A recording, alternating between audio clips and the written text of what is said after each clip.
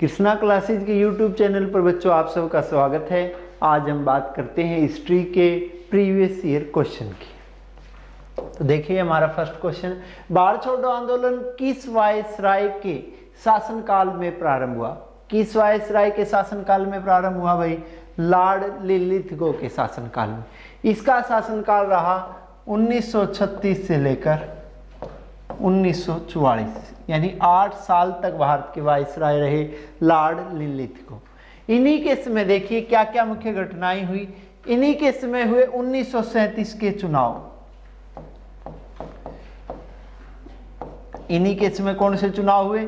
1937 के चुनाव हुए, जिन चुनाव में कांग्रेस को सफलता प्राप्त हुई थी। इन्हीं के समय 1939 में फॉरवर्ड ब्लॉक पार्टी की स्थापना की गई। किसकी स्थापना की गई? फॉरवर्ड ब्लॉक पार्टी की। और आप सबको पता है फॉरवर्ड ब्लॉक पार्टी की स्थापना की थी नेताजी सुभाष चंद्र बोस ने। इसी के समय 1940 में मुस्लिम लीग के द्वारा पहली बार किसकी मांग की गई? पाकिस्तान की मांग की गई। और पहली बार पाकिस्तान की मांग कब की गई? 1940 में, पाकिस्तान नाम से। वैसे अलग राष्ट्र की मांग सबसे पहले इकबाल ने की थी 1930 में, लेकिन मुस्लिम लीग के लाहौर अधिवेशन में मोहम्मद अली जिन्ना ने पाकिस्तान की मांग की। और यह पाकिस्तान नाम का सुझाव कैम्ब्रिज विश्वविद्यालय में पढ़ने वाले एक अनुस्नातक के विद्यार्थी चौधरी रहमत अली ने दिया था। 1940 में अगस्त प्रस्ताव, कौन सा प्रस्ताव आया? अगस्त प्रस्ताव। अगस्त प्रस्ताव कब आया था भाई? 1940 में। और इसके बाद बात करना चाहूं तो इसी समय, इन्हीं के समय 1942 में आंदोलन की शुरुआत हुई। कौन से आंदोलन की शुरुआत हुई? भारत छोड़ो आंदोलन की शुरुआत हुई। और ये भारत छोड़ो आंदोलन के समय भारत के वायसराय कौन थे? लॉर्ड लिलिथगो। इसके अलावा अगर और बात करना चाहूं तो 1942 में ही हिंदुस्तान में आया था। और हिंदुस्तान में कौन सा मिशन आया था? क्रिप्स मिशन आया था। सर स्टैफर्ड क्रिप्स जिसके अध्यक्ष थे। यानी लॉर्ड लिलिथगो के कार्यकाल के दौरान हुई ये है मुख्य घटनाएं। अब बात करते हैं नेक्स्ट क्वेश्चन की। निम्नलिखित शासकों का भारत में शासन करने का सही क्रम लगा। ये 4 शासक दिए हुए हैं, तो हम बात करते हैं इनके समय की और इनके वंश की। कौन से साम्राज्य? पहला शासक देखिए सूरी साम्राज्य का कौन था भाई संस्थापक? शेर शाह सूरी। और शेर शाह सूरी जो सूरी साम्राज्य का संस्थापक था, उसका समय रहा आपका 1540 से लेकर 1545, यानी 5 साल शासन किया था। उसके बाद बात करते हैं हम दूसरे शासक की, जिसका नाम था अकबर। अकबर का संबंध कौन से साम्राज्य से रहा? मुगल साम्राज्य से रहा। कौन से साम्राज्य से रहा? मुगल साम्राज्य से रहा। और अकबर का समय रहा 1556 से लेकर 1605। उसके बाद नंबर आता है अलाउद्दीन खिलजी का। किसका नंबर आता है? अलाउद्दीन खिलजी का। अलाउद्दीन खिलजी का संबंध रहा खिलजी वंश से। कौन से वंश से रहा? खिलजी वंश से। और इसका समय रहा 1296 से लेकर 1316। क्या समय रहा? 1296 से लेकर 1316। इसी में चौथा नाम आता है इल्तुतमिश का। और इल्तुतमिश का संबंध कौन से वंश से रहा? गुलाम वंश से। कौन से वंश से रहा? गुलाम वंश। और इसका समय रहा 1210 से लेकर 1236। यानी सबसे पहले शासक हुआ है इल्तुतमिश, उसके बाद हुआ है अलाउद्दीन खिलजी, उसके बाद हुआ है शेर शाह सूरी और अंत में था अकबर। यानी इसका ऑप्शन क्या आएगा? बी। ये इन 4 शासकों का समय है अलग अलग, और इनका संबंध अलग अलग वंशों से हुआ। एक सूरी साम्राज्य से था, दूसरा अकबर चांगताई वंश से था, तीसरा अलाउद्दीन खिलजी खिलजी वंश से था, और चौथा आपका इल्तुतमिश गुलाम वंश से था। अब बात करते हैं नेक्स्ट क्वेश्चन। गांधी जी ने किस धार्मिक ग्रंथ को अपनी माता कहा? किसे कहा भाई? भगवत गीता को। और आप सबको पता है भगवत गीता में उस संदेश का वर्णन है जो संदेश किसने दिया था? श्री कृष्ण ने दिया था। और श्री कृष्ण ने यह संदेश किसको दिया था? अर्जुन को दिया था। और अर्जुन को यह संदेश उन्होंने कहाँ पे दिया था? ज्योतिषर में दिया था।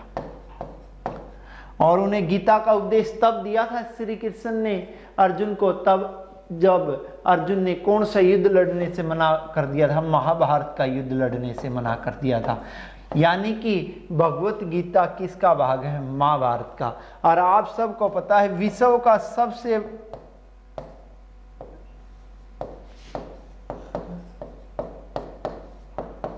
महाकाव्य, विश्व का सबसे बड़ा महाकाव्य कौन सा ग्रंथ है? महाभारत है। महाभारत किसकी रचना है? महाभारत रचना है महर्षि वेदव्यास की।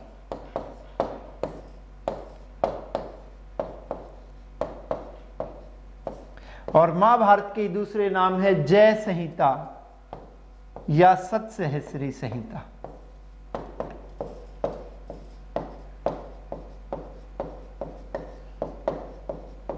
यही महाभारत के दूसरे नाम। आपको बाकी पता है महाभारत में सबसे महत्वपूर्ण जो आंकड़ा है किसका आंकड़ा है? 18 का, क्योंकि महाभारत का युद्ध 18 दिन हुआ था, 18 अध्याय थे, 18 एक श्रेणी सेना थी, इसलिए सबसे महत्वपूर्ण आंकड़ा किसका है? 18 का है। उसके बाद बात करते हैं अगला क्वेश्चन, हर्षवर्धन को किसने पराजित किया? हर्षवर्धन को किसने पराजित किया भाई? पुलकेशिन द्वितीय ने। पुलकेशिन द्वितीय कौन से वंश का था? चालुक्य वंश का। कौन से वंश का था? चालुक्य वंश का, जिसकी स्थापना की थी पुलकेशिन प्रथम ने, लेकिन इनका सर्वाधिक शक्तिशाली शासक हुआ पुलकेशिन द्वितीय। पुलकेशिन द्वितीय ने हर्षवर्धन को कहां पे हराया? नर्मदा नदी के किनारे हराया। कब हराया भाई? 633-34 ईस्वी में। यह युद्ध जीतने के बाद पुलकेशिन द्वितीय ने किसकी उपाधि ग्रहण की थी? परमेश्वर की उपाधि ग्रहण की थी। यह बात हमें कौन से अभिलेख से पता लगती है? ऐहोल अभिलेख से पता लगती है।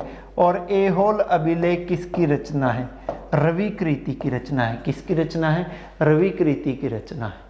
और इसी से हमें पता लगता है कि हर्षवर्धन को हराया था किसने? पुलकेशिन द्वितीय ने। उसके बाद बात करते हैं नेक्स्ट क्वेश्चन की।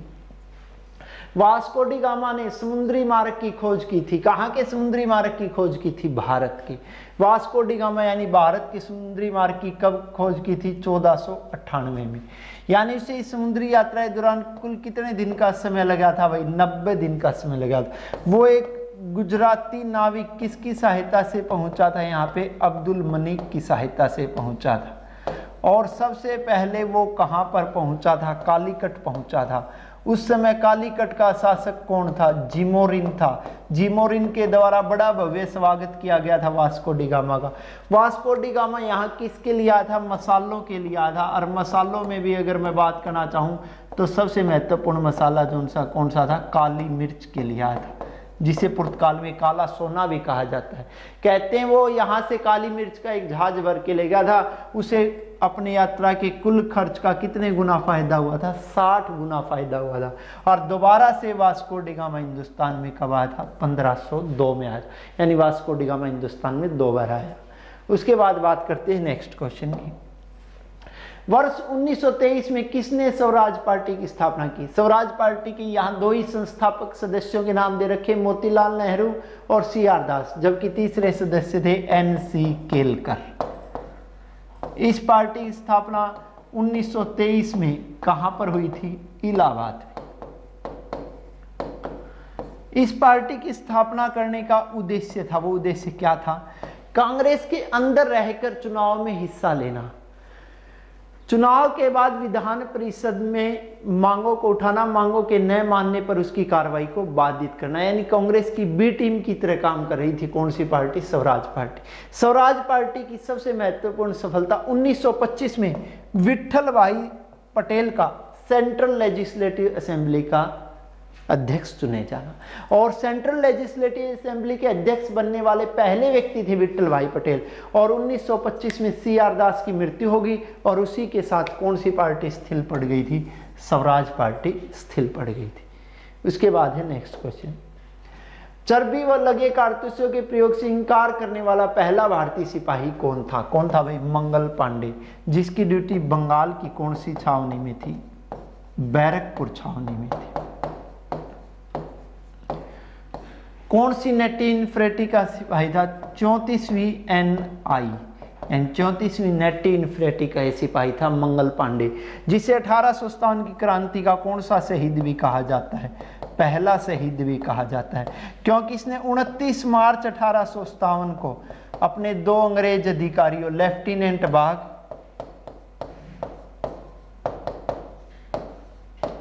और लेफ्टिनेंट जनरल ह्यूसन की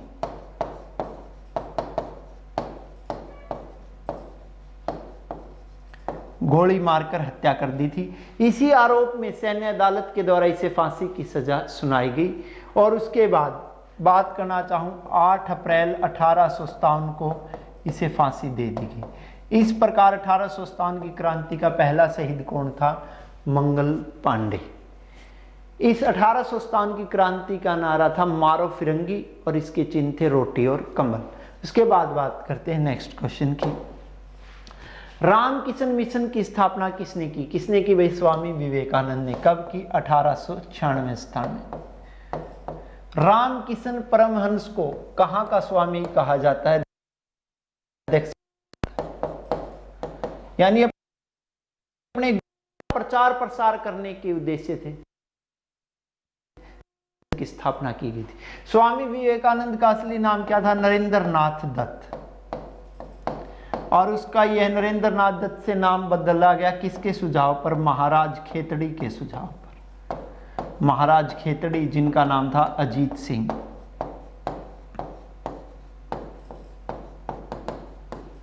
और उनका यह नाम बदला गया कौन से सम्मेलन में भाग लेने से पहले, शिकागो के धर्म सम्मेलन में। और यह धर्म सम्मेलन कब आयोजित किया गया था, 1893 में।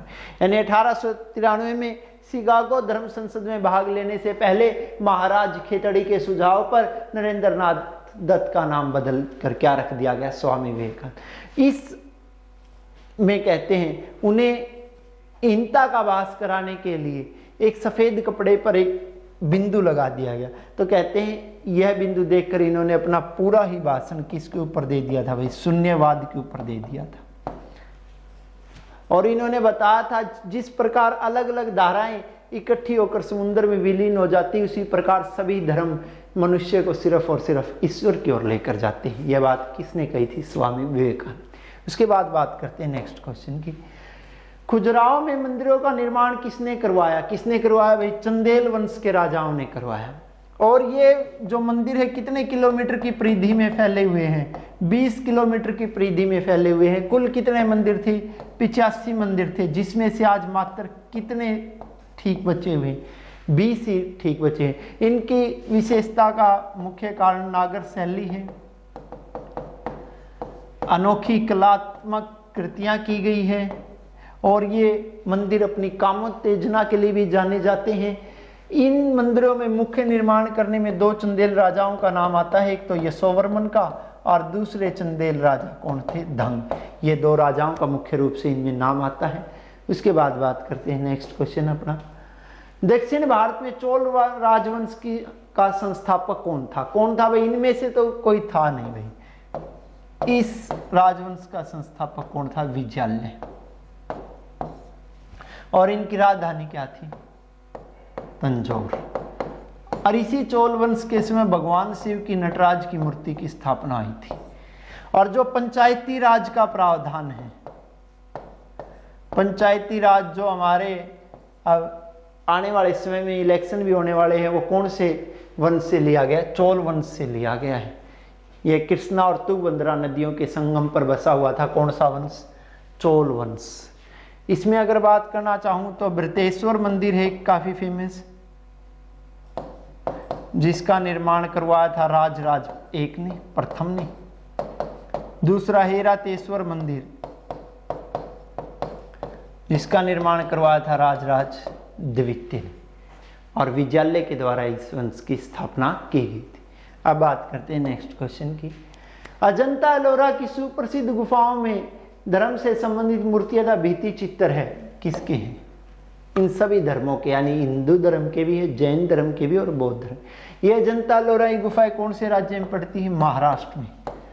और महाराष्ट्र से 106 किलोमीटर कौन से जिले के अंतर्गत है, औरंगाबाद जिले। इन गुफाओं की खोज हुई थी वह 1840 में मद्रास पुलिस के एक सिपाही के द्वारा की गई थी।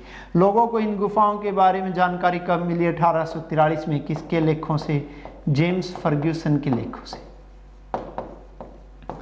इसमें कुल कितनी गुफाएं हैं? 29, जिसमें चैत्य कितनी है? 4, और विहार गुफाएं कितनी हैं? 25 गुफाएं हैं। उसी प्रकार अगर बात करना चाहूं तो एलोरा की गुफाएं भी आपकी कहां पर हैं? महाराष्ट्र में। ये सिर्फ हमने अजंता की गुफाओं की बात की, अब एलोरा की गुफाओं की बात कर रहे हैं।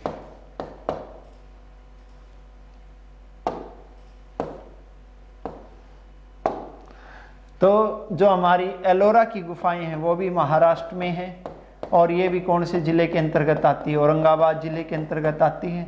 स्टार्टिंग में इन गुफाओं की संख्या कितनी थी भाई? इन स्टार्टिंग में जो इन गुफाओं की खोज हुई तो इनकी संख्या कितनी थी? 40 थी, और बाद में इन गुफाओं की संख्या बढ़कर 1990 में अब कितनी हो गई? 71 हो गई। तो ये अजंता एलोरा की गुफाओं में जो भित्ति चित्र है वो 200 ईसा पूर्व से लेकर कौन सी शताब्दी के बीच बनाए गए? 7वीं शताब्दी के बीच बनाए गए। इसमें हमारा हरा, राम रंग, इस तरह के रंगों का प्रयोग किया गया है। अब बात करते हैं नेक्स्ट क्वेश्चन की। किस साम्राज्य का तुंगभद्रा नदी ने संपोषण किया? किसका किया भाई? विजयनगर साम्राज्य का। यह विजयनगर साम्राज्य कहाँ पर पड़ता है? कर्नाटक में। इस विजयनगर साम्राज्य की राजधानी क्या रही है? हम्पी। विजयनगर साम्राज्य की स्थापना 1336 में अरियर और बुक्का नाम के 2 भाइयों ने की थी, अपने किसकी सहायता से? गुरु की सहायता से। और उनके गुरु का नाम क्या था भाई? विद्यारण्य की सहायता से की गई थी। और यहाँ पर देवराय प्रथम के द्वारा इस तुंगभद्रा नदी पर किसका निर्माण करवाया गया था? बांध का, ताकि इस राज्य में किसकी समस्या को दूर किया जा सके? पीने के पानी की समस्या को दूर किया। जब निकोलो कोंटी जो इटली का यात्री था और दूसरे यात्री आए तो उन्होंने विजयनगर के बारे में कहा था ये दुनिया का उस समय का सबसे सुंदर और स्वच्छ शहर था, इसकी सुंदरता देखते ही बनती थी। यह विजयनगर राज्य के बारे में बातें हैं। अब बात करते हैं नेक्स्ट क्वेश्चन की। महाभारत की लड़ाई कितने दिन चली? मैंने आपको जैसे ही बताया था कितने दिन चली? 18 दिन चली। कौन से वंश के बीच यह लड़ाई चली? कुरुवंश के बीच चली। कुरुवंश के कौन थे? कौरव थे। कुरुवंश के कौन थे? पांडव थे। इस लड़ाई में किसकी जीत हुई? पांडवों की। कौन हार गए? कौरव। यह युद्ध किस में लड़ा गया था? अध्यायों में लड़ा गया था। और इस युद्ध में कितने अध्याय थे? 18 अध्याय थे। इस युद्ध में कितने अक्षणी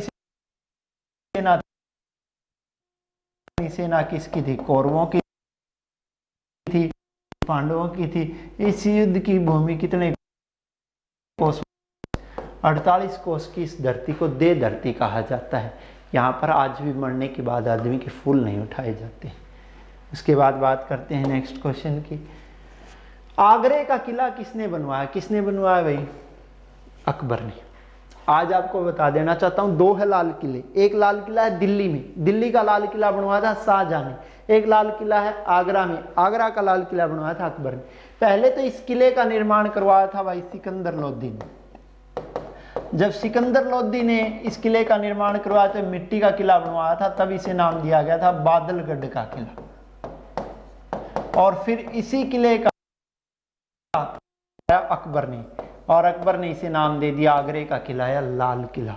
यह किला कौन सी नदी किनारे है? यमुना नदी के किनारे है। कौन सी नदी किनारे है? यमुना नदी किनारे है।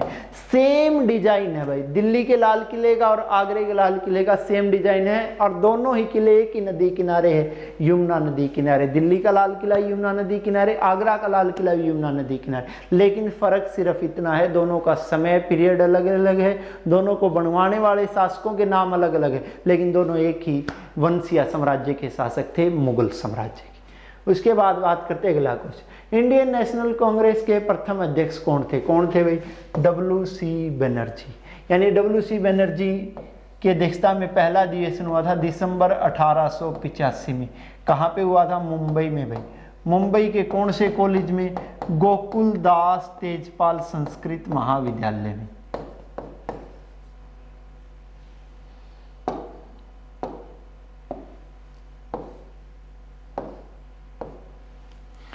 कौन से में भाई? गोकुल दास तेजपाल संस्कृत महाविद्यालय। और इस अधिवेशन में मात्र कितने सदस्यों ने भाग लिया था? 72 सदस्यों ने भाग लिया था, जिसमें लगभग सदस्य क्या थे? वकील। इसलिए वकीलों की पार्टी का ये क्वेश्चन भी आया है, कांग्रेस के पहले अधिवेशन में कितने सदस्यों ने भाग लिया था? इसमें आपका 72, 17, 720 कुछ इस तरह के ऑप्शन थे, तो आपका आंसर क्या आएगा? 72। तो इस अधिवेशन की अध्यक्षता की थी WC बनर्जी बोल दो या योमेश चंद्र बनर्जी। इसके 8 साल बाद यानी 1885 में अगर हम कितने ऐड करते हैं? 8, 6, 2, 8 यानी 1892 में जो इसका कौन सा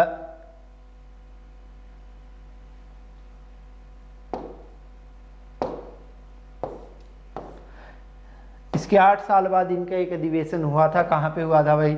इलाहाबाद में। कहाँ पे हुआ था? इलाहाबाद में। और इलाहाबाद अधिवेशन की अध्यक्षता भी किसने की थी?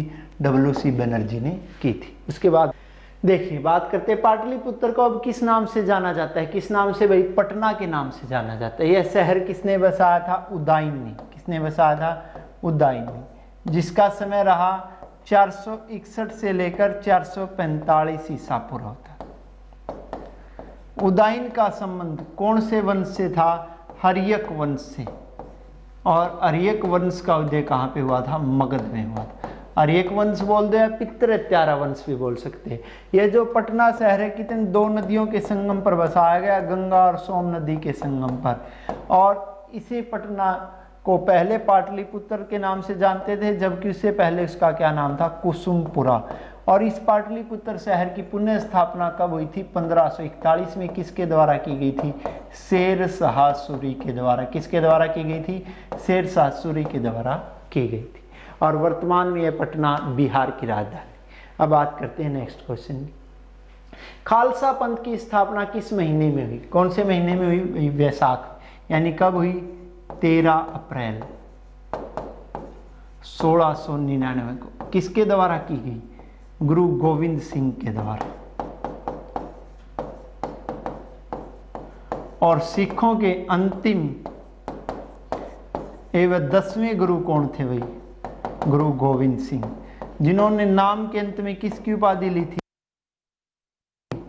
इन्हीं के द्वारा खालसा पंथ की शुरुआत की गई। खालसा में दीक्षित प्रत्येक व्यक्ति के लिए इन्होंने क्या अनिवार्य कर दिए थे? पंचमकार। पंचमकार यानी केस, कंगा, कड़ा, कच्छ और कृपाण। और इन्हीं के समय ग्रंथ की भी रचना हुई, जिसे कहा जाता है 10वें बादशाह का ग्रंथ। किसका ग्रंथ कहा जाता है? 10वें बादशाह का ग्रंथ। और इन्होंने अपने मरने से पहले, यानी इनकी मृत्यु हुई थी 7 अक्टूबर 1708 को, इन्होंने अपने मरने से पहले गुरु के पद को समाप्त कर दिया था। उसके बाद बात करते हैं नेक्स्ट क्वेश्चन। अकबर का मकबरा कहाँ है? अकबर का मकबरा कहाँ पर? सिकंदरा। सिकंदरा नामक जो जगह पड़ती है वो अकबर के मकबरा यानी कि सिकंदरा नामक जगह कहाँ पर है? आगरा में। यह मकबरा किसने बनवाया था भाई? किसने बनवाया था? जहांगीर ने बनवाया था। यह मकबरा कितने मंजिल ऊंचा है? 5 मंजिल ऊंचा है। इस मकबरे की विचित्र बात यह है कि इसमें गुंबद विहीन मकबरा है। और जो 5वीं मंजिल में सिर्फ और सिर्फ किसका प्रयोग हुआ है? संगमरमर का प्रयोग हुआ है। इसका डिजाइन, जबकि डिजाइन खुद मरने से पहले किसने तैयार किया था? अकबर ने। जबकि इसका निर्माण किसने करवाया था? जहांगीर ने करवाया था। यह एक उद्यान के में एक चबूतरे पर बनाया गया मकबरा है। किसका बनाया गया मकबरा है? अकबर का। और आप सबको पता है अकबर की मृत्यु कब हुई थी? 1605 में। और इसका जन्म कब हुआ था? 1542 में, अमरकोट के राणा वीर साहल के महल। अब बात करते हैं अगले क्वेश्चन की। इल्बर्ट विधेयक किसके ने पेश किया? यानी इल्बर्ट जो विधेयक आया था किसके समय आया था? लॉर्ड रिपन, जिसका समय रहा 1880 से लेकर 1884। ये इल्बर्ट एक ऐसा विधेयक था भाई जिसका किसके द्वारा विरोध किया गया? अंग्रेजों के द्वारा विरोध किया गया, क्योंकि इस विधेयक के द्वारा भारतीय जजों को अंग्रेजों के मुकदमे सुनने की छूट दी गई थी। इसलिए इस विधेयक का अंग्रेजों ने विरोध किया था। इसके अलावा अगर और बात करना चाहूं तो इसी केस में भारत की क्या हुई थी भाई? जनगणना। यानी वैसे तो हिंदुस्तान की जनगणना 1872 में हो चुकी थी लॉर्ड मेयो के समय, लेकिन जो नियमित जनगणना की शुरुआत है वो लॉर्ड रिपन के समय हुई। लॉर्ड रिपन के समय कब हुई? 1881 में। उसके बाद हिंदुस्तान में हर कितने वर्ष के बाद जनगणना होती? 10 वर्ष के बाद पंचायती राज का जनक, ये क्वेश्चन भी काफी बार आया है, पंचायती राज व्यवस्था का जनक कौन था भाई? Lord Ripon. क्योंकि पंचायती राज लागू करने का उद्देश्य शक्तियों का विकेंद्रीकरण करना था, यानी बंटवारा करना। उसके बाद बात करते हैं नेक्स्ट क्वेश्चन। डैश सिख धर्म के संस्थापक थे, यानी सिख धर्म के संस्थापक कौन थे? गुरु नानक देव, जिनका समय रहा 1469 से लेकर 1538। गुरु नानक देव ने कौन से धर्म की स्थापना की? सिख धर्म की स्थापना की। इन्होंने हिंदू मुस्लिम एकता पर बल भी दिया, हिंदू मुस्लिम एकता पर बल भी दिया। धर्म के प्रचार प्रसार के लिए, धर्म के प्रचार प्रसार के लिए इन्होंने किसकी स्थापना की भाई? संगतों की स्थापना की। किसकी स्थापना की? संगतों की स्थापना की। और संगतों की स्थापना किसने की? गुरु नानक देव ने। ये सिखों के पहले गुरु हुए गुरु नानक देव। इसमें इसके अलावा कोई और ऑप्शन है? वो लास्ट गुरु हुए हमारे गुरु गोविंद सिंह। वैसे सिखों के कुल कितने गुरु हुए? 10 गुरु हुए। कितने गुरु हुए भाई? 10 गुरु। तो ये वीडियो आपकी यहीं पर कंप्लीट होती है भाई। Thank you.